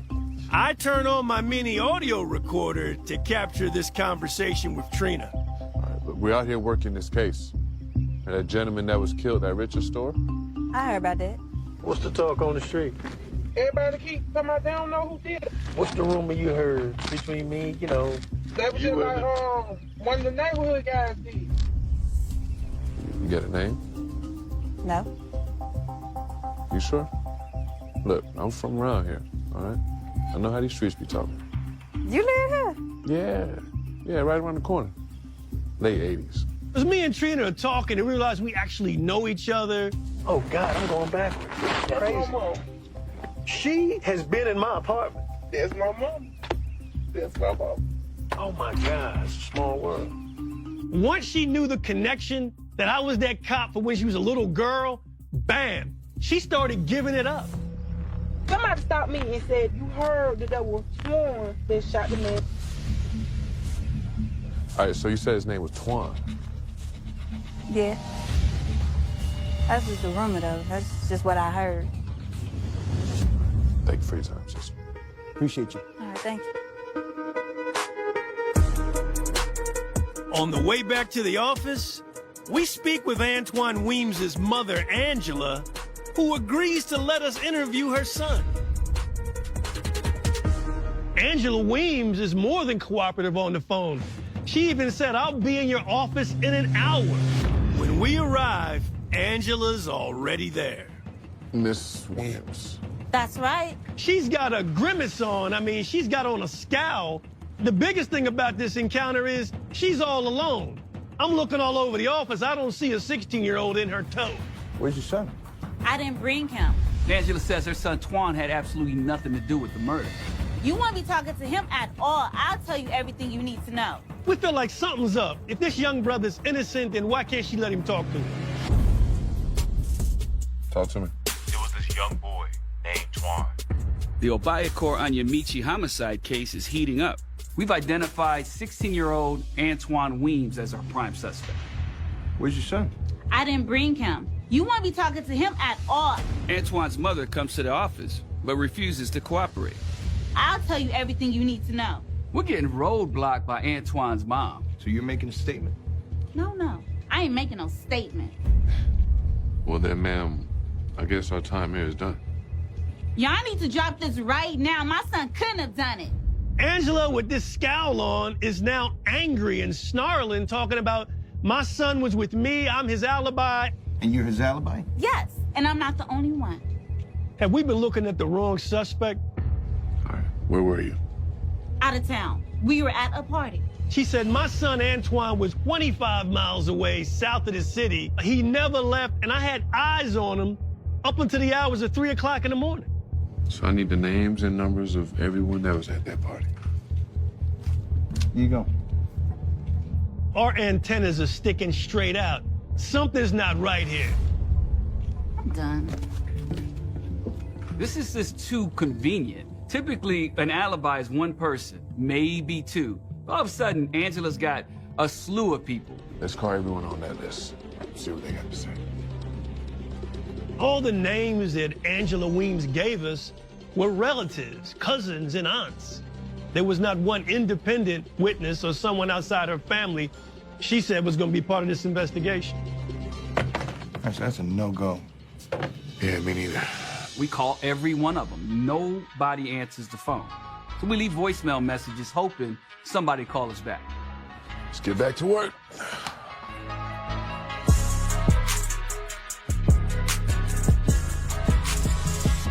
So 3 days later, one guy named Jimmy Parker actually calls us and says he'll actually come in for an interview. All right, man. Thanks for coming in, Jimmy. No problem. All right, so we understand that you were at a party with Angela and her son. Mm-hmm. And Twan stayed the whole night. Yes. He knows absolutely nothing about the murder, but backs up this alibi. We don't feel this guy. We turn the heat up a little bit. Look at me. Are you willing to go to jail over this? This brother Jimmy Parker was dressed like Carlton Banks. I mean, he wasn't no hood thug. Right. It's cool. Let's just start from the beginning. So, tell us about the other night, bruh. I don't know anything about the murder. Just that Antoine disappeared. Jimmy Parker goes on to say that Antoine was missing for a couple hours between midnight and 2 a.m. That fits perfectly in the timeline when we know our victim was shot and killed. How do you know that? Angela. He says the way he found out Angela actually stormed into Antoine's room and asking him where did he go middle of the night. She just went off on him. I could hear it from the other room. So, in effect, Jimmy Parker is giving it up not only on Antoine, but giving it up on his cousin Angela. All right, man. Thanks for your cooperation.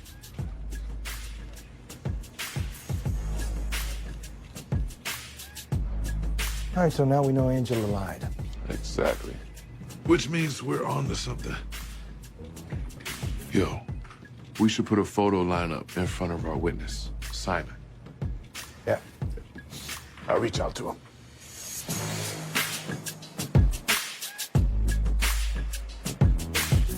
We got had a 6-person lineup with Antoine's photo in it and showed it to our eyewitness, Simon Gardner. And he doesn't pick Twan. We were shocked. Then we did a little digging and find out that Simon actually has ties to Angela Weems. And that he does some kind of work for her. And at this point, we thought Simon was intentionally misleading us, but we just couldn't prove it. Then the investigation began to stall. I mean, months went by. Then out of nowhere, a detective calls us and says he's got a person in custody from a robbery that may have information on our case. This could be the breakthrough we've been waiting for. The suspect, Julius Lowe, is brought to homicide. All right, brother. What do you got for us, man? It's about the shooting at the grocery store. Saw a man see go in there.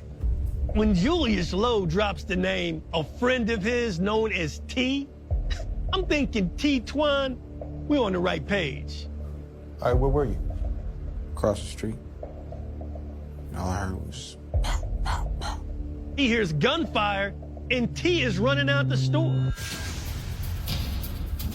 He can see this kid he knows as T actually holding a gun, pointing it back into the store. I mean, he was robbing the joint, you know? Julius Lowe goes on to say that even before the murder, weeks before, he heard T talking about planning to rob that convenience store. What's T's real name? You don't know? No. Look, let's do something, okay? I want to show you a lineup, and you tell me which one of these is your boy, T.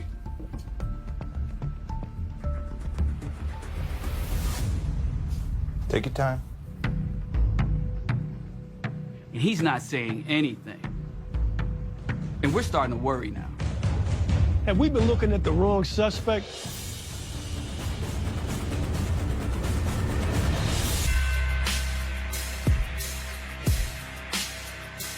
It's been 4 months since we started working the murder of Obiakor Anyamichi. All right, brother. What do you got for us, man? It's about the shooting at the grocery store. But we finally seem to be breaking through. Saw a man see go in there. A recently arrested robbery suspect claims the person he knows as T is responsible for the murder of our victim. Tell me which one of these is your boy, T. We got Julius Lowe, someone that actually knows this kid. This is the moment of truth on a case that's dead in the water.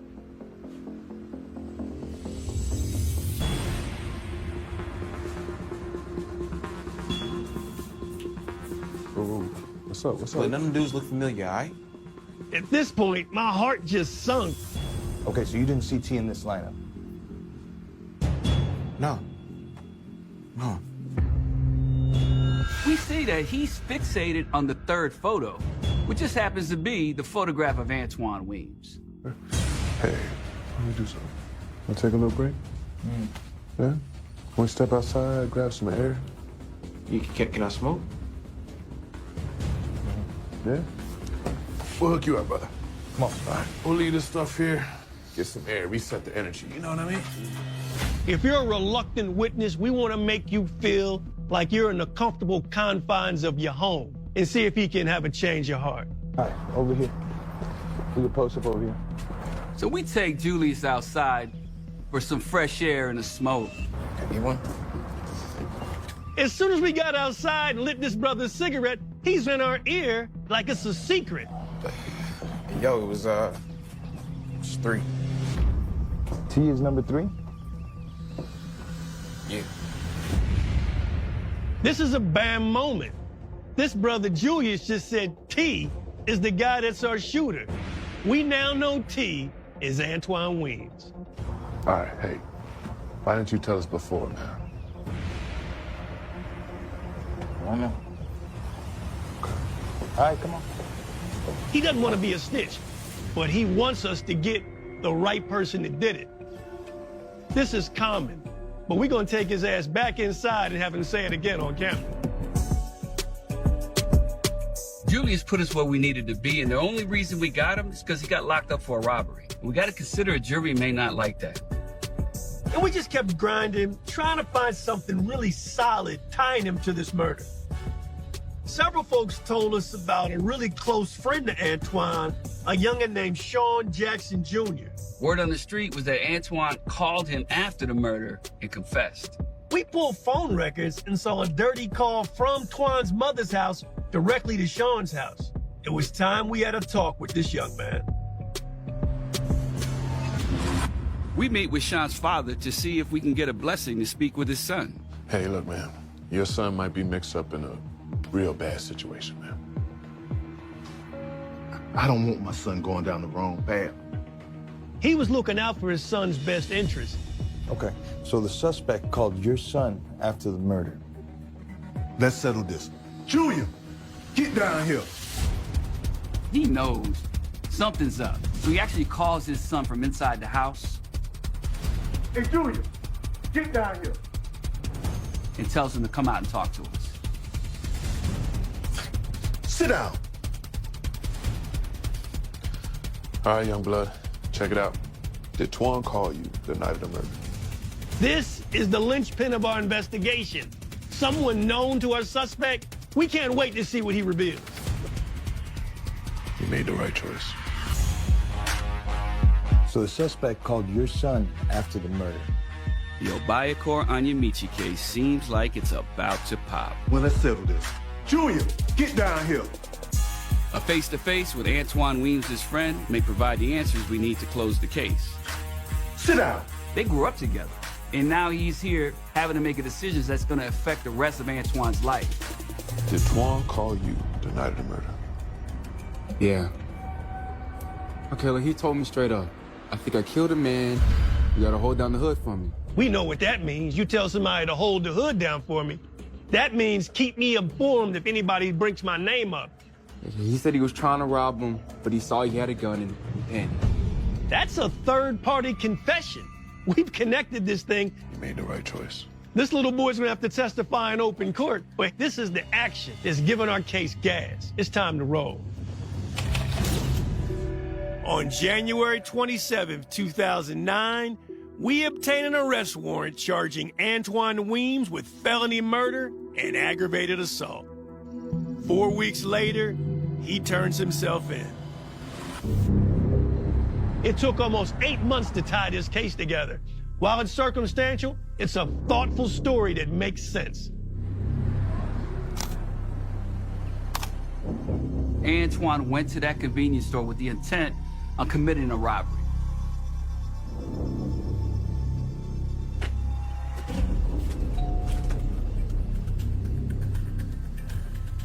What do you need? Sure. He used the purchase of buying a 5X t-shirt as a way to get our victim, Obayakor Anyamichi, to come out from behind his protective enclosure. But when Obayakor comes out of the enclosure with a visible .40 caliber handgun, we think the kid snapped and just started shooting. He freaked out. The victim never got a shot off. And at the end of the day, after the smoke cleared, Antoine left the store without taking any money, nothing of value, and in fact, left the $5 bill there. This was a senseless murder on what we know now is a botched robbery.